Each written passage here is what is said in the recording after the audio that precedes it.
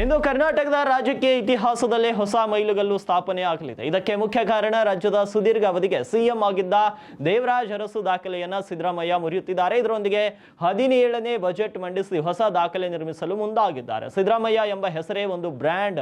ಅಹಿಂದ್ ಕೋಟೆ ಕಟ್ಟಿ ಚಕ್ರಾಧಿಪತಿಯಾದ ಚಕ್ರವರ್ತಿ, ಕಾಂಗ್ರೆಸ್ ಪಕ್ಷವನ್ನ ಪುನರ್ಜೀವನ ಮಾಡಿದ ಚಾಣಕ್ಯ ನಾಯಕ, ಕರ್ನಾಟಕದ ರಾಜಕೀಯದಲ್ಲಿ ಮಾಸ್ ಲೀಡರ್ ಎಂದೇ ಖ್ಯಾತಿ ಗಳಿಸಿರುವಂತಹ ಸಿದ್ದರಾಮಯ್ಯ ಇಂದು ಕರ್ನಾಟಕದ ರಾಜಕೀಯದಲ್ಲಿ ಹೊಸ ಮೈಲುಗಲ್ಲನ್ನು ಸೃಷ್ಟಿಸಿದ್ದಾರೆ. ಭಾಗ್ಯಗಳ ಭಾಗ್ಯದಾತ ಎಂದೇ ಕರೆಯುವಂತಹ ಸಿದ್ದರಾಮಯ್ಯ ದೀರ್ಘಾವಧಿ ಸಿಎಂ ಎಂಬ ಹೊಸ ದಾಖಲೆಯನ್ನು ಬರೆದಿದ್ದಾರೆ. ರಾಜ್ಯದ ದೀರ್ಘಾವಧಿ ಸಿಎಂ ಎಂಬ ಹೆಗ್ಗಳಿಕೆಗೆ ಸಿಎಂ ಸಿದ್ದರಾಮಯ್ಯ ಪಾತ್ರರಾಗಿದ್ದಾರೆ. ದಿವಂಗತ ದೇವರಾಜ್ ಅರಸು ಬಳಿಕ ರಾಜ್ಯದ ಅತಿ ದೀರ್ಘಾವಧಿ ಮುಖ್ಯಮಂತ್ರಿಯಾಗಿ ಆಡಳಿತ ನಡೆಸಿದಂತಹ ಕೀರ್ತಿ ಸಿದ್ದರಾಮಯ್ಯನವರಿಗೆ ಸಲ್ಲುತ್ತೆ. ಅಹಿಂದ ಶಕ್ತಿಯ ಪರಿಕಲ್ಪನೆಯ ಜನ್ಮದಾತ ಅರಸು. ಆದರೆ ಅದೇ ಅಹಿಂದ ಪರಿಕಲ್ಪನೆಯ ಮೂಲಕ ರಾಜಕಾರಣ ಮಾಡಿ ಅಹಿಂದ ನಾಯಕನಾಗಿ ಏಕಚಕ್ರಾಧಿಪತ್ಯ ಸ್ಥಾಪಿಸಿ ಆ ವರ್ಗಗಳ ಪ್ರಶ್ನಾತೀತ ನಾಯಕರಾಗಿ ಹೊರಹೊಮ್ಮಿದ್ದು ಮಾತ್ರ ಸಿದ್ದರಾಮಯ್ಯ. ದೇವರಾಜ್ ಅರಸು 7 ವರ್ಷ 239 ದಿನಗಳ ಕಾಲ ರಾಜ್ಯದಲ್ಲಿ ಆಡಳಿತ ನಡೆಸಿ ಸುದೀರ್ಘ ಕಾಲದ ಸಿಎಂ ಎಂಬ ದಾಖಲೆ ಇಲ್ಲಿಯವರೆಗೆ ಇತ್ತು. ಆದರೆ ಇಂದಿನಿಂದ ಆ ದಾಖಲೆ ಸಿದ್ದರಾಮಯ್ಯನವರ ಪಾಲಾಗಲಿದೆ. ಅರಸು ಅವರು ಮಾರ್ಕ್ಸ್ ಸಿದ್ಧಾಂತ ಪ್ರಭಾವ ಇದ್ರೆ ಸಿದ್ದರಾಮಯ್ಯ ಅವರಿಗೆ ಲೋಹಿಯ ಸಿದ್ಧಾಂತದ ಪ್ರಭಾವಿಸಿತ್ತು. ಈ ಇಬ್ಬರು ನಾಯಕರು ಕಾಂಗ್ರೆಸ್ನಲ್ಲಿ